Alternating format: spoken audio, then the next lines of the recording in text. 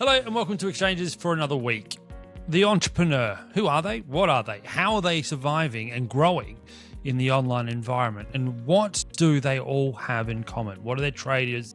What are their behaviors? What are their overall psyches to getting themselves there? My next guest is Bernadette Schwerdt, who is a long-time entrepreneur herself, but also a key person in understanding the entrepreneurial mindset in the current environment. In fact, she's written a fantastic book that we're going to get into today. Before we get to Bernadette, don't forget we are now sponsored by MyTrade, which is a leading multi-regulated CFD trading provider founded here in Melbourne that lets you access over 900 financial instruments at the touch of a button. Please be aware that CFDs do create and have a high level of risk. They may not be suitable for all investors. For more T's and D's, please go to mytrade.com.au to find out more. Their AFSL is AFSL 398528. But now, here's Bernadette. Bernadette Schwerdt, welcome to Exchanges. Congratulations on this incredible book. I know this is your third one with regards to where it is, but I want to start then first and foremost, what about entrepreneurs fascinates you so much to actually go ahead and write a book of this kind of nature? I have been an entrepreneur for a long time, and I think we got to define the word entrepreneur in some respects, because back in the day, it was kind of a pejorative term. It was like a bit slimy, it was a little bit snake oil. And I think it's obviously changed now to be, you've got an idea, how do you manifest it as quickly as possible? And how do you build a life that really suits what you want to do and how you want to live? So I've been doing that my entire life. And what I've tried to do is find my sweet spots of interest and passion. And they're kind of difficult topics that I've picked. It was like advertising and acting and speaking and writing. These are not the occupations you go to make, $1 billion. If I want to be a billionaire, I go into like transport or logistics or something. So for me, I've had to be very creative and entrepreneurial, I guess, and show initiative and be a bit, opportunistic in some respects. I know it sounds like a really negative word, but No, that's a perfect word.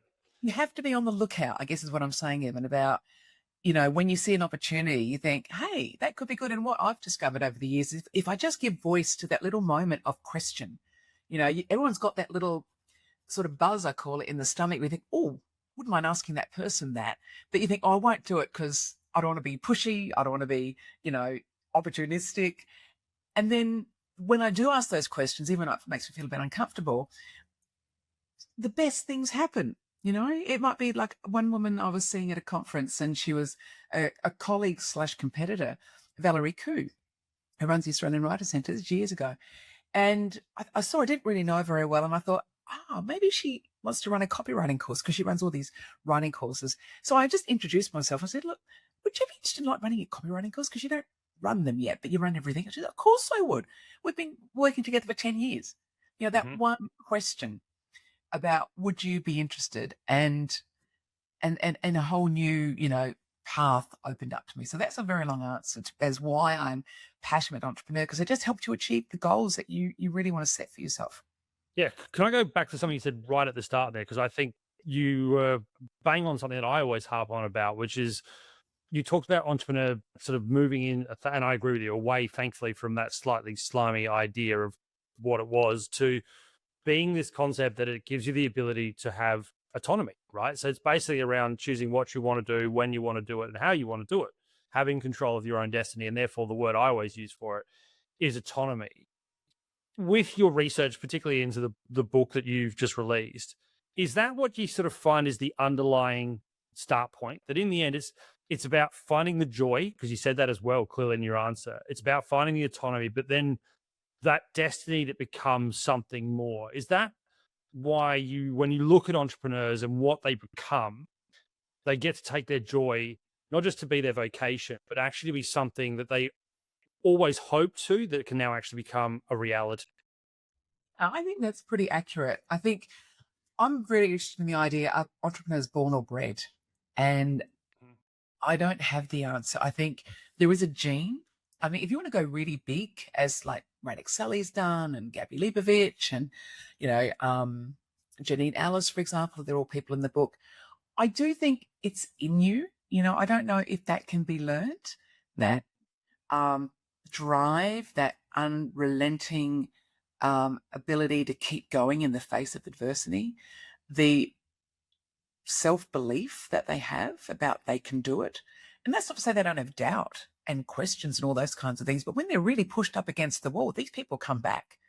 Whereas most people just go, you know what, I'm going back to the bank. I'm going back to the insurance company where I came from or whatever. So I think there is a certain genetic makeup that make people more resilient than others in this kind of environment. But I think in this current environment that we're in right now with, new laws and legislations coming in, I'm seeing the rise of entrepreneurship, because people are going, I'm not safe in my existing job. Why don't I just be unsafe in something I actually enjoy doing? Why wait for me to get the sack or the retrenchment? Why don't I just go out and do what I want to do? Because I'm probably going to get retrenched in 2 years' time anyway. So I think this younger generation coming through, obviously of a certain age, but I don't think they've had that 9 to 5 mentality. Go in, do work hard, impress the boss, stay late, all that kind of stuff. They're going, why would I do that? I want to work for myself. And now all this technology is enabling people to work from home, to build a website very quickly, to create content instantly. All the things that was a barrier to building a business is now completely, enabled. I'm going to come back to that because that's definitely where I want to go to. Your whole book's around obviously becoming the online entrepreneur, and that is what I know most people want to talk to. I just want to quickly go back though about what you said around, what Janine and Altus is sort of thinking about how someone like Matt Rockman or someone like Adam Schwab, for example, how they do what they do. The one thing that's sometimes pushed at those people, and I've met them personally and know who they are, is that they do push through things that sometimes actually leads to adverse outcomes, things like family, things like burnout, things like obviously post success, come down. Is there something in those people that you've also seen that, the drive to actually make the widget that they've created, whether it be a service or a good, that actually led to that kind of scenario? Because again, it is one thing that's also sometimes pushed back is, the business goes from being an idea, a spark and a drive to being almost like the first child and the only child, and leads to sometimes adverse outcomes. Yeah, I think they have a high degree of awareness about when things are actually happening to them. Like Bing was very conscious that she's got 3 kids. She's making all these juices from home. They're building stores. I think they built 18 stores in 18 months. So don't quote me on that. But her husband, Jeff, took out Westfield leases, at a rapid pace. And she's going, wow, can we do this? But she had the house on the line as well. So she had a lot to lose. And that sense of what's the worst that can happen? Well, that was a pretty bad thing to happen. So when you get that kind of leverage, I think you go the extra mile. You work the extra hours. You wait, work till 1 o'clock in the morning, as she did frequently. Even with Radek Sully, with the CEO of Swiss, he was offered the opportunity to buy into the business at the cost of $14 million in shares. And he was just a regular CEO at the time. He was 34 years old on a good salary, but not, up there with those kinds of bucks. And he said, what's the worst that can happen? He said, well, I'll go bankrupt if it goes bad. Can I live with that? Yes, I can. Not great, but I can live with it. I can start again. I'm young. I've got a beautiful wife that supports me. And so he said, yes. And of course it went from, 30 million or 15 million to 2.1 billion in just 10 years. Yeah. So then when they get those kinds of opportunities, I think they just work out what's the worst that can happen. Can we live with it? Let's push on. And like with Matt Rockman, he could see that he was burning out because he went hard too, all that travel. She has 10,000 clients around the world. He was on a plane 2 weeks out of 4. His wife called herself the Sikh widow because she was never able to go to anything with Matt. So he recognized that when they listed, he could either keep going, but potentially risk other things, or just say, you know what, I've had a really good run. I've got what I wanted to do. Let me move aside and live my life. And that's exactly what he's done. So I think if you don't have the awareness of what's happening to you, I think that's when you can really run into trouble. But when you know you're pushing it, but you're trying to mitigate that through self-care, meditation, exercise, coaching, all that kind of stuff, then I think you can achieve great things.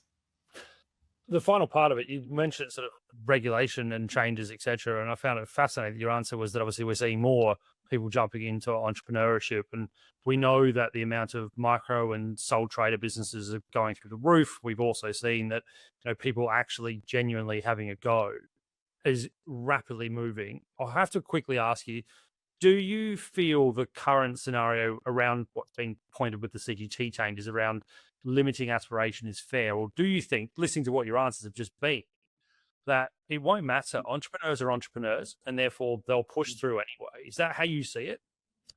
I can't speak for the big business in terms of, the multi-million dollar warehouses where they've, really impacted by these kinds of changes. My sweet spot in terms of entrepreneurship is more the small businesses, and also just people beginning their entrepreneurial career.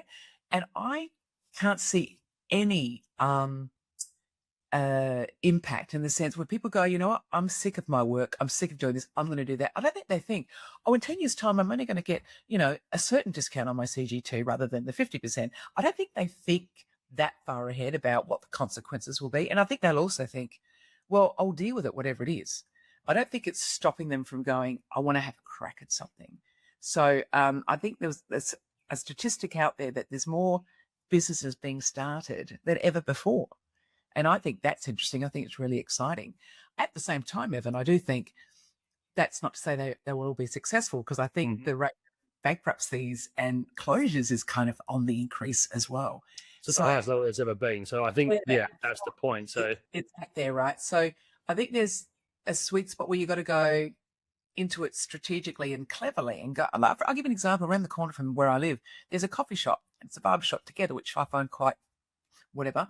I would never go to a barber shop and get a coffee. But anyway, there's literally been 4 other coffee shops there consecutively. One dies and the next one comes in. And my family and I go, I can't believe there's another shop just coming up doing exactly that. Not even different, exactly the same thing, coffee barber shop. I think, haven't you done your research to think that's a really bad corner that just doesn't work? So I think there's a lot of unwarranted optimism that happens when people go, I'm really good at this and I love this, I'll do it, without thinking, where are the competitors? Is this a good thing to do right now? Is this a growth industry? On balance, are people wanting this more or less? On balance, is this going to be surviving AI or not? I think just really basic questions around a SWOT analysis doesn't get done. And I think that's why we're seeing this rate of bankruptcies and closures, because people are just not doing basic marketing research. Because honestly, starting a business is pretty easy. You get an ABN, you set up an account, you build a website, bingo, you're in business. The hard stuff begins finding customers, keeping them, and having longevity and innovating. Like, you might get a really good system going and then a competitor drops in and then suddenly you've got to pivot. So you've got to be on the front foot all the time going, well, that's happened. What can I do next? A new product, new service, new market, new niche. So I think, it's easy to start a business. It's pretty hard to keep it going. Yeah, so let's get into that, because that's the next part of what your book was about, is what you refer to as multipliers, the second part of your book. And listening to your answer there, that's clearly there, is about, everybody can have a business idea, but it's about then not just turning it into a business, because I agree with you can do that pretty rapidly and pretty unencumbered, but it's, have you looked through the barriers to entry? Have you looked through the cash flows? Have you looked through all those kinds of things? So let's bring that also to what you're particularly looking at with this, is the rise of online. How do you find not just your niche, not just your ability to stay ahead of your competitors, but actually thrive where, the ability to consume content, the ability to create an online service business has never, ever been easier. And your ability, therefore, to get noticed has never been lower if you don't do it right. What are the multipliers in what you've done in your research that can not just help that online entrepreneur, but actually show how to thrive in it? Yeah. I think you have to have a long-term vision, Evan. I think if you think you're going to get in and get out and make a buck and move on, I think that's a little bit misguided. Most of the entrepreneurs I interviewed had at least 10 years in their business before they saw success.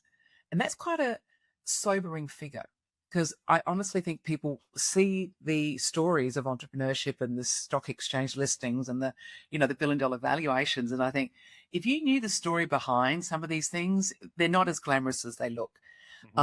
So I think you've got to have a 10-year focus. And in fact, Braddock Sally, who invests in businesses, he'll say to his potential, investees, I I need to see evidence of your experience. I need to see evidence that you can run this business without me. And generally that's an apprenticeship. Now, not the traditional, electrician, but 10 years doing something in that sector where you know how things work. So I think having the long-term vision, you got to stick around for a while. And even social media influencers that you might think just popped up and suddenly, earning 50 million bucks. They've been around for a while and they were posting into the void when no one was listening. They had no followers and they just kept posting. And I think that's a really important point, is just keep posting. We'll come to that about what you actually post, but that sense of just because you haven't, had seen success, you just have to live with that and just keep moving through. So I think those multipliers are also around distribution, because as I said, having building a business is quite straightforward, but who are you going to partner with? That's often the fastest way to get leverage. And as I mentioned with Valerie Koo from the Australian Writer Centre, she had a much bigger database than me, much better systems than me. But together we were stronger. And that's enabled us to have this we've trained literally tens of thousands of people in copywriting. And I couldn't have done that without her. And it's the same with, 1 + 1 = 3. So if you look at Gabby Leibovich, for example, a beautiful story around Menulog. He was working on this other sort of food delivery business, and it was, burning 200K a month, I think, if memory serves me. And it was pretty small, and they had, a Menulog over here that was sort of competing. And Menulog came to them and said, how about we the merge? And he said, or we buy you out or something. He said, no, we're not ready for that. And they came back a couple of years later, or even months later, I think, and said, why don't we just merge? We're stronger together. And they did. So 70-30, 70 Menulog, 30 to Gabby and Matt Dyer and Hezzy. And then a few months later, I think it's Just Eats came in from England and said, well, we want to own the market. This is prior to Uber. Why don't we just buy you guys up for 868 million or something like that? So after only a couple of years in business for Gabby and Hezzy in this particular sector, they and his partners, they walked away with amazing payday because the distribution was taken care of, that they had this other big party come in. So you've got to think about how you're going to get your product to market. And on a more, prosaic level, more personal level, you've just got to have a crack at different things. In the book, I talk about little dots, where you create dots. Steve Jobs talked about this, and Amanda Palmer from Dresden Dolls, the punk rocker, talked about this too. And I've sort of put those two ideas together because Steve said, in retrospect, he could look back and see all the dots that connected up to make him who he was. Like, he did a typography class back at uni. Why would he do that? It wasn't really what he was doing, but he learned about fonts and he learned about user interface and user experience. That was the beginning of the Apple iconic brand. So, and Amanda talks about, you got to make dots, in order to have opportunities.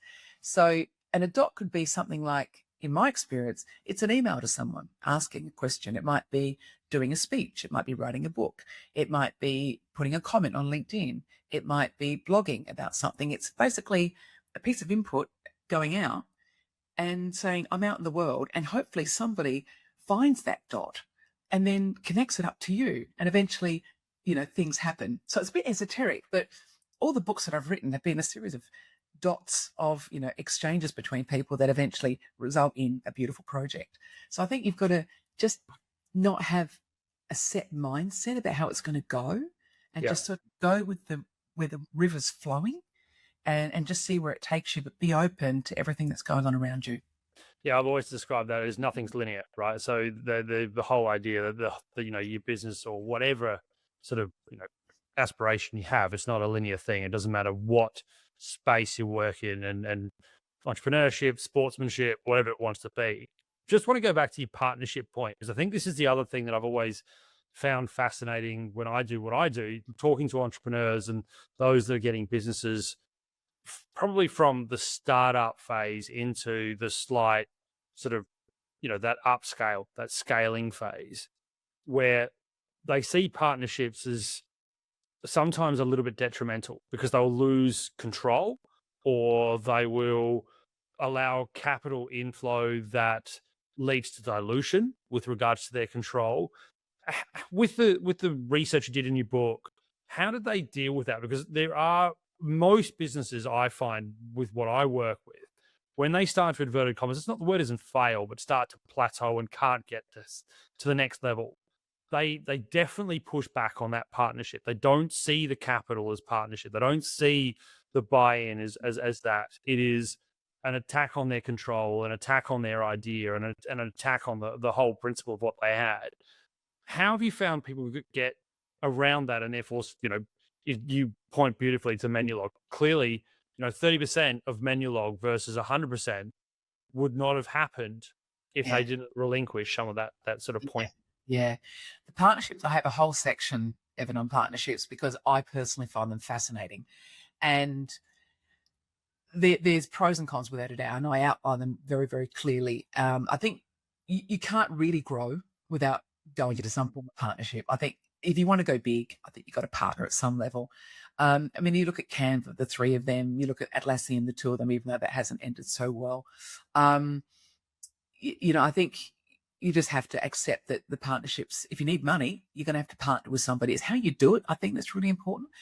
And truly, if you read the book, and I wish I'd read this book before, I've done a few partnerships because Kobe Simat's one of the men that I turned to with this because he built a very big accreditation business. So he'd go to all the big companies and do all their auditing and ISO standards, what have you. So he could even easily see where things were failing. That was his job, to pick out the failure points and protect those failure points and stop them from failing, because that was his job as an auditor.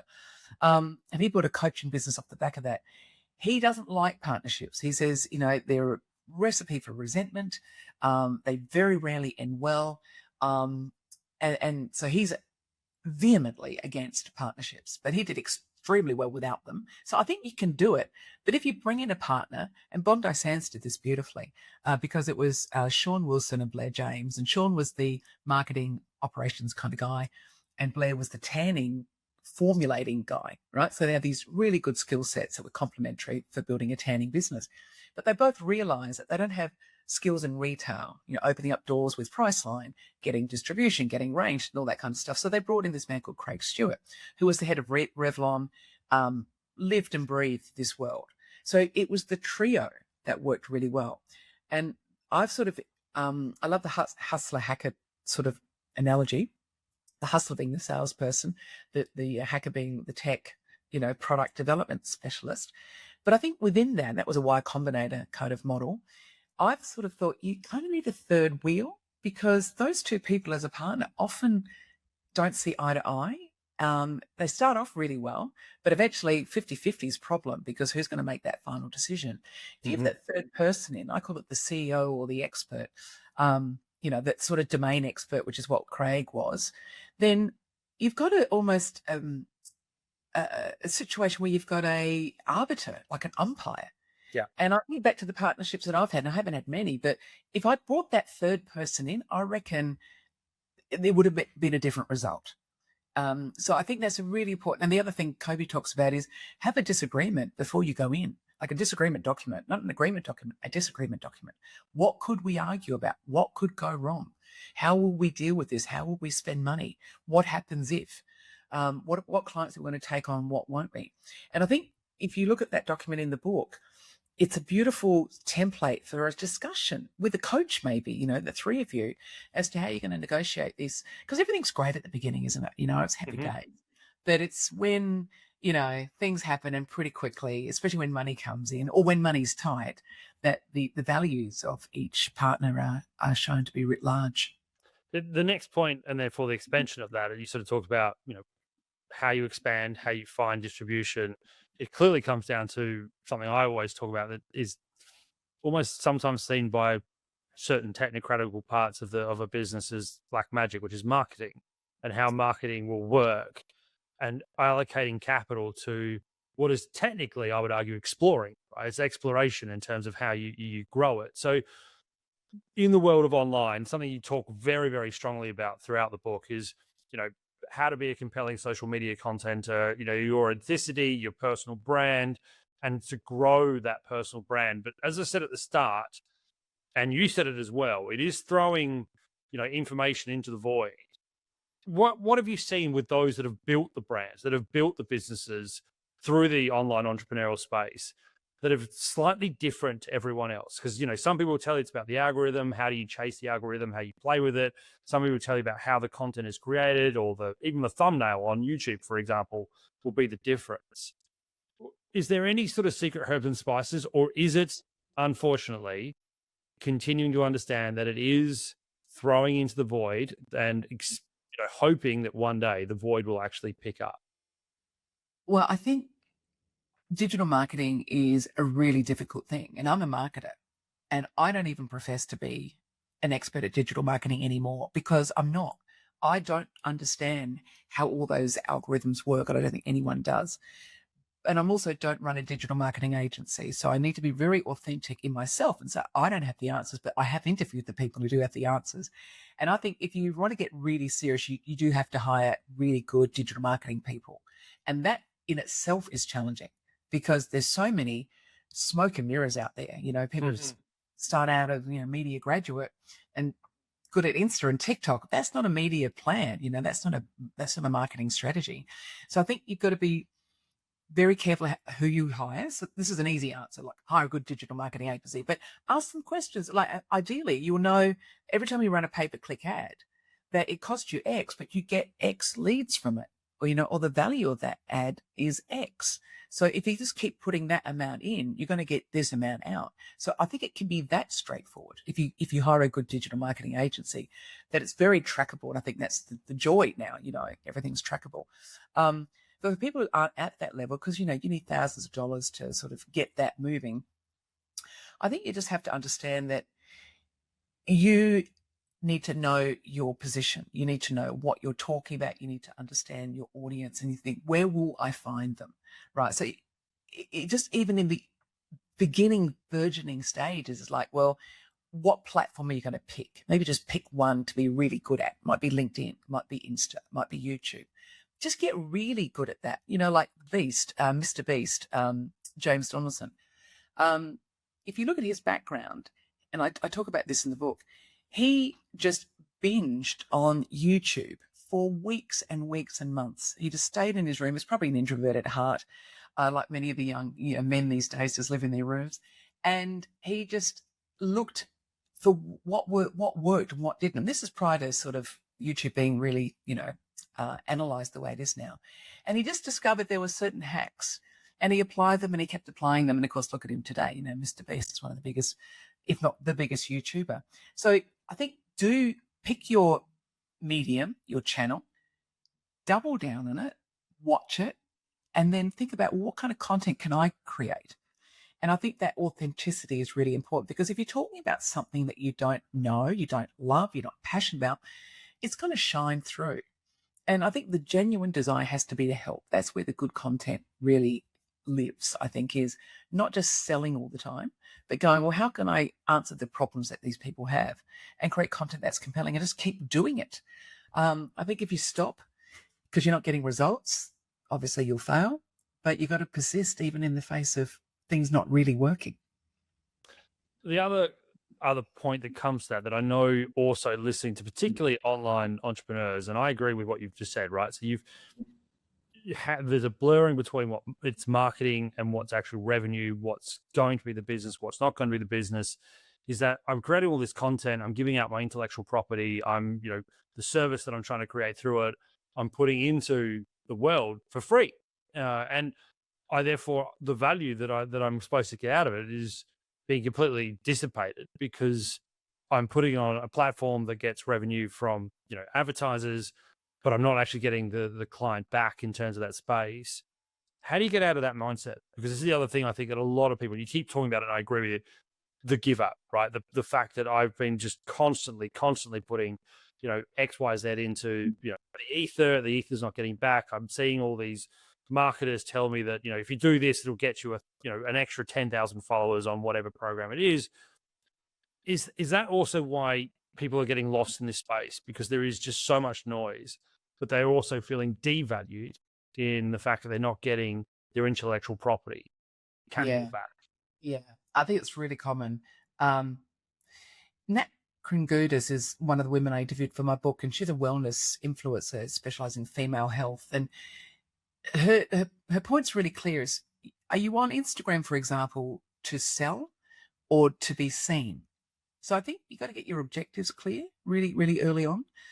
If it's to sell, then you got to do things differently than if you're going to be seen.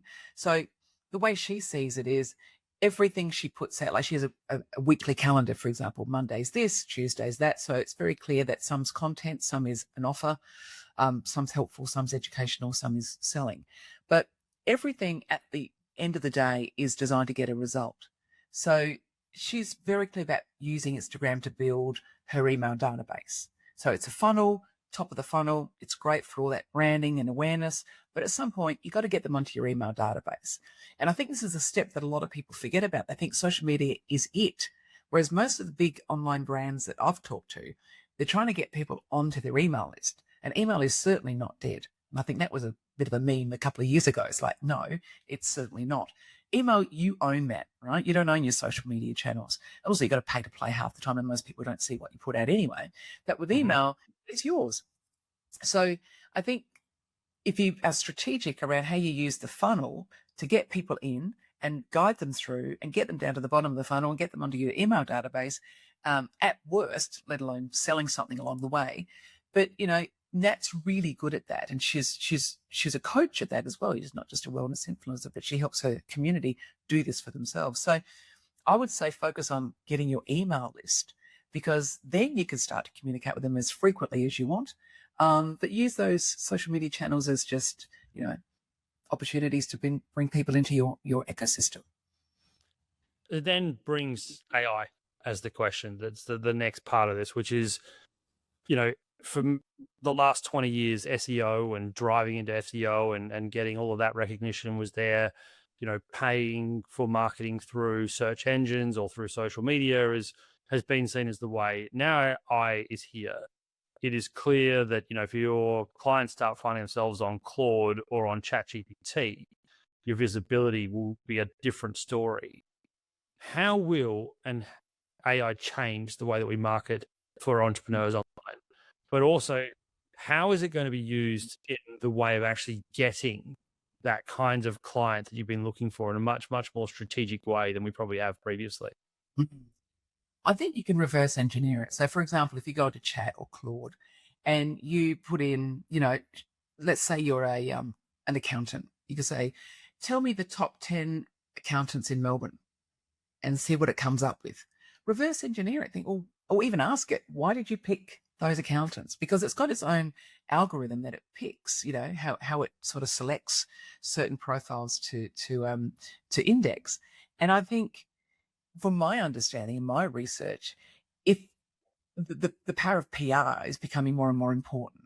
So you've got to do your blogs, you've got to get on Forbes, you've got to get on Money Magazine, TV, and not just mainstream stuff, but really high quality, credible publications, and get your name there, have a very consistent brand, consistent topic, consistent, sort of